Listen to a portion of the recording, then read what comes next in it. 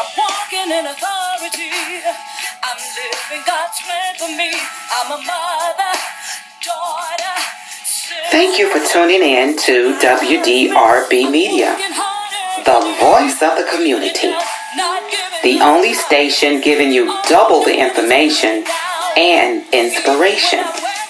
You're listening to Total Woman, and I'm your host, yours truly, Pink Warrior. I know it's still early. It's really not lunchtime yet for some of you. So if you're at work, grab your headsets so you're able to listen to what we have planned for you today. Get your favorite drink, whether it be green tea, alkaline water, your favorite juice or smoothie. Sit back and relax and enjoy what we have for you today. I am so excited about the show today. For this month, we've had the title of From Pain to Purpose. And I have interviewed and spoken to some amazing women. You know, we're all about inspiration and information on WDRB. But my guest today, her name is LaShonda Berry. And she was diagnosed with ductal carcinoma in 2014. So I've known her for 3 years, and she's doing some amazing things. She did not let cancer just jerk her around and tell her what she could not do. Well, hello, Miss LaShonda Berry. Hey, girl. How are you? I am doing well. I am doing good now because you're here, and we are going to listen to your story. And LaShonda is a teacher, and those kids really love her at Cotswold Elementary School. Shout out for Cotswold. Whoop, whoop.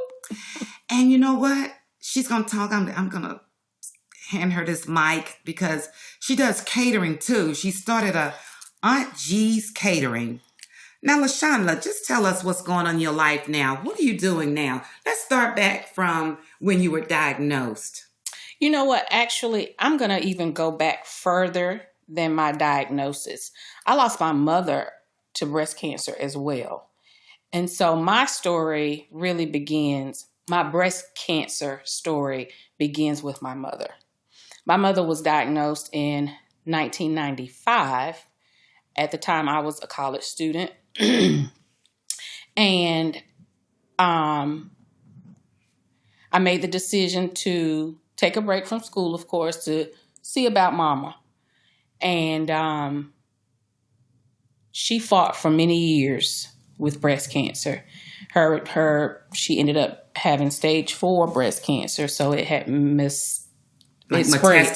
Yes. It had spread to other areas in her body. So I lost her on January 3rd, 2006, after 11 years of fighting with breast cancer. But I continue to draw strength from my mother, although she's not here in her earthly body. So when I was diagnosed in March of 2014, I took my cues on how to deal with it from her. Yes. My mother was a very faithful woman.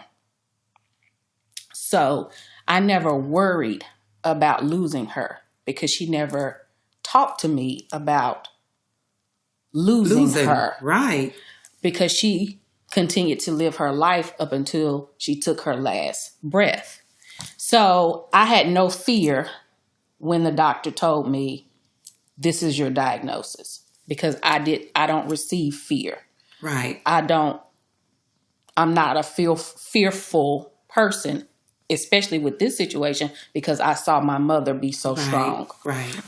So got my diagnosis and I'm like, what do we do next? Where are we going from here? And so there was treatment, radiation, chemotherapy, remove the lump. It was small. I found it myself because I'm very diligent about checking my breast. Did the genetic testing. I have the mutation on my gene that makes me more susceptible to breast cancer. Right. So go through all of the treatment, and luckily my chemotherapy was during the summer when I was not working, was not teaching, so I was able to just take care of me and go through that whole chemotherapy process. And school started. I had my last treatment at the end of August in 2014 and started radiation soon after. Had 33 treatments of radiation, and those ended in November 2014. So fast forward, here we are, 2017? 17, yes. And I have continued to flourish, and my catering business is growing. And the catering business came, so this seed was planted in my head. My mother was a great cook. My grandmother was a great cook. I come from a long line of great cooks. And I remember one summer when I was in high school, my mother wasn't working, had been laid off from her job. And she's like, okay, I got to get some income going in this house. And so she was in the corporate world, and many of her friends worked in the downtown area. And she decided that she was just going to start cooking lunches and having her corporate friends come over for lunch. She was frying chicken and making fresh squash and banana pudding. I mean, so she's selling these meals. Yeah. And that kept us afloat for that summer. Yeah. So I said that to say, like I said, I come from a long line of hustling women and great cooks. So, yes.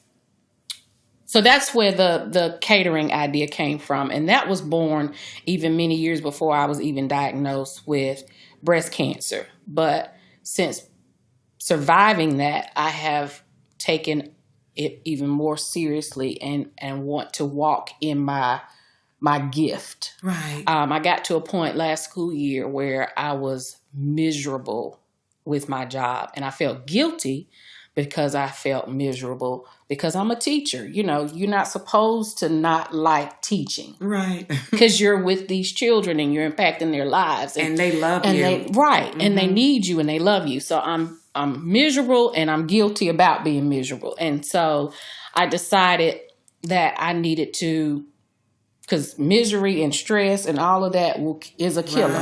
It's a silent killer. And I'm like, I can't. Life is way too short for me. That stress, it helps that cancer grow. Exactly. So I said, I cannot continue to be miserable in a job when I would sit at my desk in the morning when I would get to work, and all I could think about was recipes and being at home. I wish I was at home cooking right now.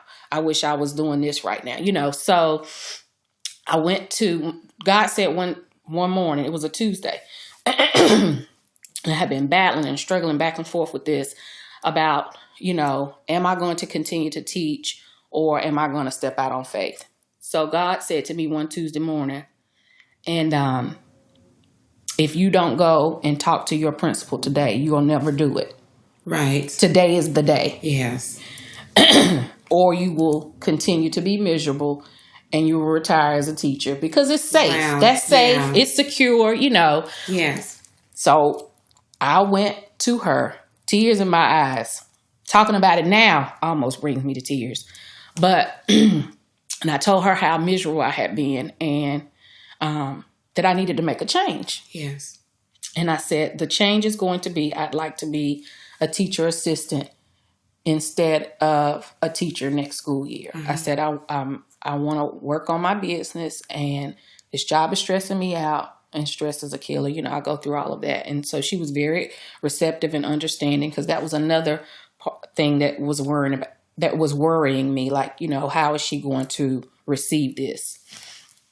And she was very receptive and very supportive of that decision and has continued to support me. So that's what I'm doing now. I am a teacher assistant. I keep my teaching license current just in case I decide I want to go back into the classroom. Yeah. And then I cater. And what do you think you would be if you had not been diagnosed with cancer? where do you think you'd be right this now? day? That's a good question, but probably still miserable.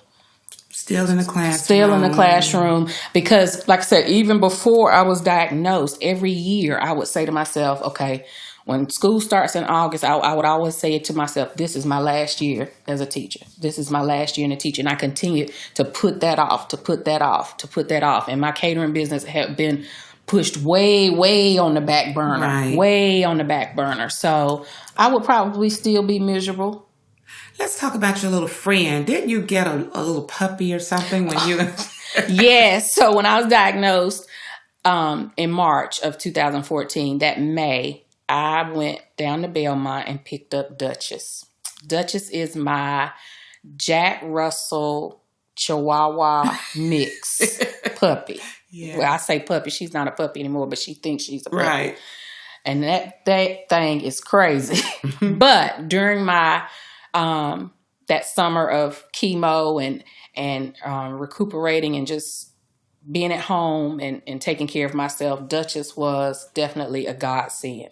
And she just would snuggle with me. And when I wasn't feeling well, she'd lick my toes. And I mean, you know, just poured love into me, not knowing that's what she was doing, because that's just what dogs do. Wow. You know, they love on their owners. But yes, Duchess definitely was one of the things that helped get me through that process. And she still does. She makes me laugh. She is so crazy. That Duchess, honey. You know, I interview different women or talk to them, and they talk about a support system. Did you have a support system? Definitely. It's so crazy. So when I was diagnosed, my plans were to work that summer in summer school. And even after I had that first chemo treatment, because my oncologist was like, oh, yeah, many people or many women, continue to work during chemo and this, and the third. I was like, oh, okay. So I had my first chemo on a Friday. Saturday morning, I got up. I'm like, okay, feeling good. Mm-hmm. I cleaned the kitchen, and I think I may have even cooked dinner. Sunday, still feeling good, but kind of, I can tell that something different is in my body by Sunday. And then by Monday morning, I could not move. I literally could not pick myself up out of the bed to shower and get dressed and go to work. So needless to say, I had plans to work, but that's not what happened. I ended up resigning from that summer school position and just staying home that summer. But my support system is amazing. I got a call from my principal maybe mid-July, and she said, I need you to come by to school. I have something for you. And at this point, I've resigned from the summer school position. I get there. She has an envelope for me full of cash and checks from parents and coworkers that had donated to me so that I could pay bills because they knew I wasn't able to work. And so support system, just amazing. That's just one example of how people just showed me so much love. You came with the basket of all the goodies, and even coworkers gave me scarves and hats and earrings so that I would still feel beautiful, even though I, lost my hair and was bald. And you were so pretty bald. You were so pretty. Once again, I draw that strength from my mother. She never was ashamed of her bald head. Yeah. And especially in the summertime, if, honey, she would not put on a wig, would not put on a scarf, would not even wear a hat. Like, she would just let that bald head just shine through and put her red lipstick on. Earrings. Yeah, put her red lipstick on and her earrings and put them eyebrows on and keep it moving. So, that's what I did. That's exactly what I did. Do you see a change in your personality? Do you see a change in your appearance? I remember the first time I met you, you had long... I had the braids. You had the braids. You had the long braids. And I just thought you had the most sternest face. I was almost scared to give you the basket, Really? Yes. You didn't do a lot of smiling. And then by us being friends on Facebook, and you're also a member of our group called Thrivers, women who are going through cancer, been through cancer. And I began to see you blossom. I began to see this smile. Then I heard you coming up with Aunt G's catering. I saw a big difference. What do you think?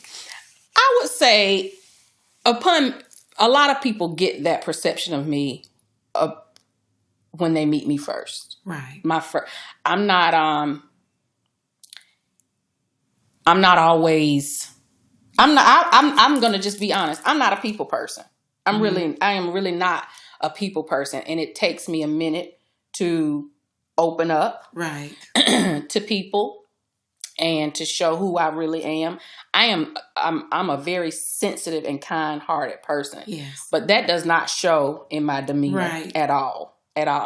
And then you caught me at school. So that stern face, that's that teacher face. Right. That's that teacher thing, So, but I will say though, I feel like my personality has changed. I'm still stern. Mm-hmm. I'm still not open when it comes to meeting strangers. Right. I don't think is going to change. But I love harder now. Mm-hmm.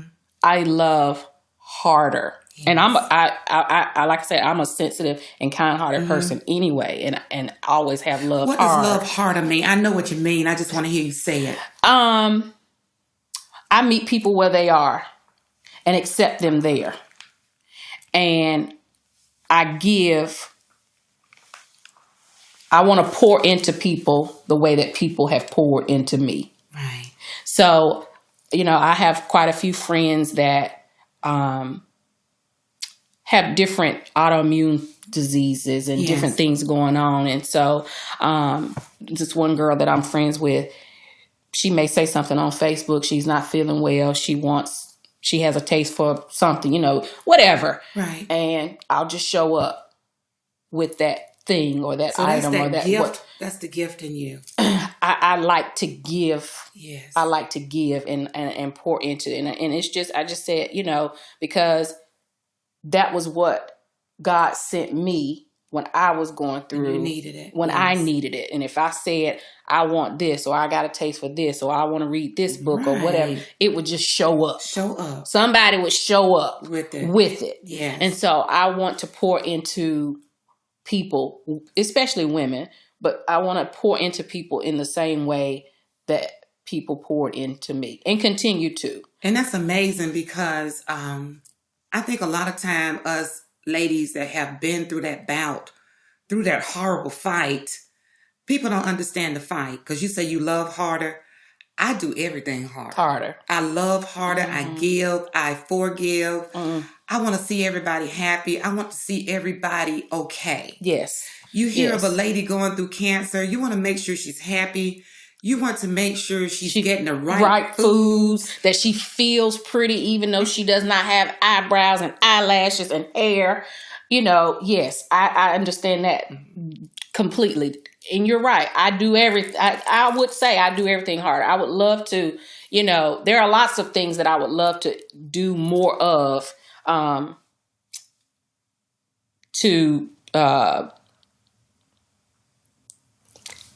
I don't even know what I'm trying to say. I just got chemo brain. Mm-hmm. And that's what our topic was 2 weeks ago. It's about that chemo brain. Because it's real. Right. It's real. I look for words and I know what I want to say, but sometimes those words don't come to me.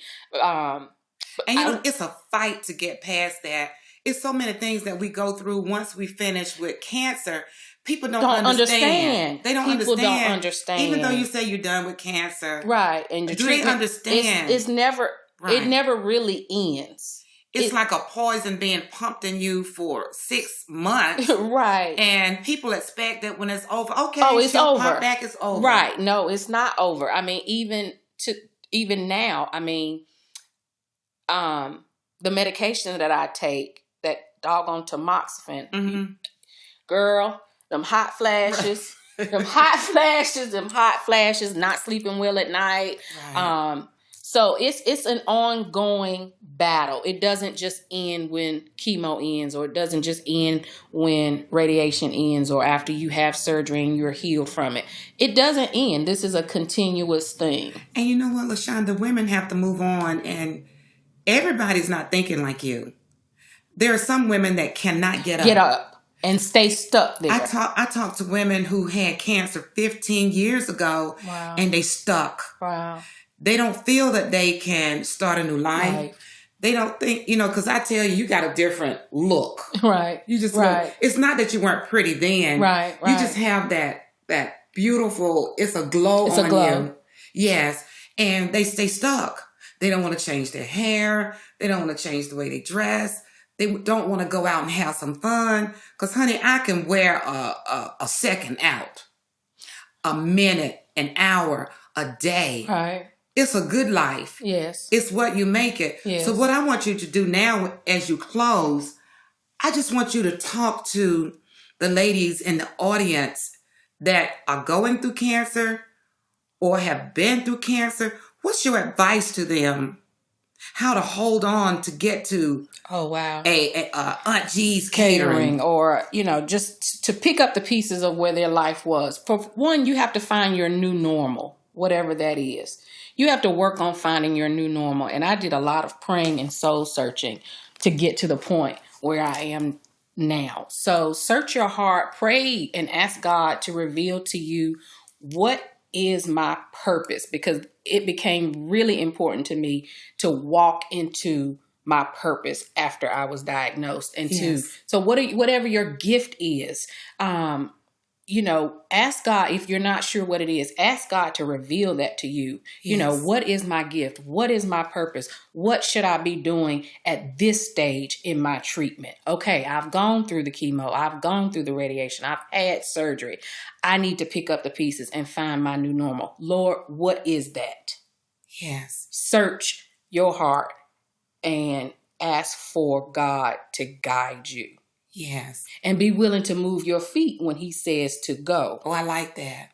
Be prepared. Be prepared. Just like you were telling me before this interview, be prepared for anything.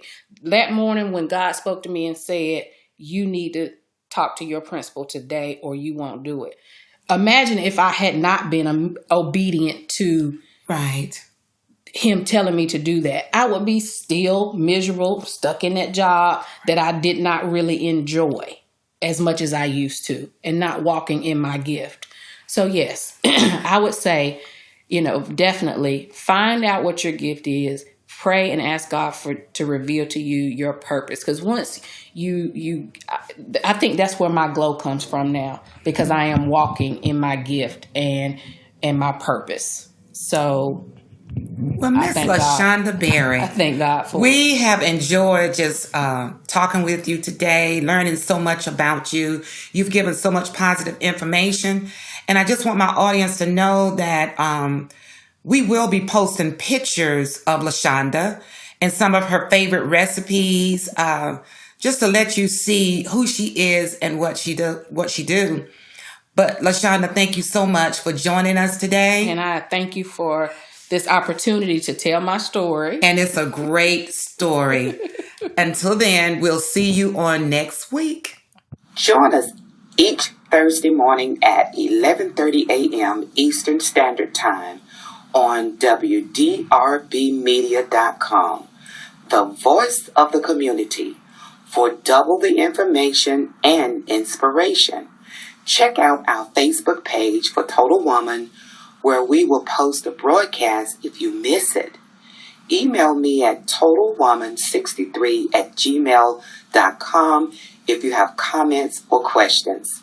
If you would like to be a sponsor of this broadcast, send me an email or inbox me on the Total Woman Facebook page. Make sure you have given your best today, because your best is all that you owe. God bless you.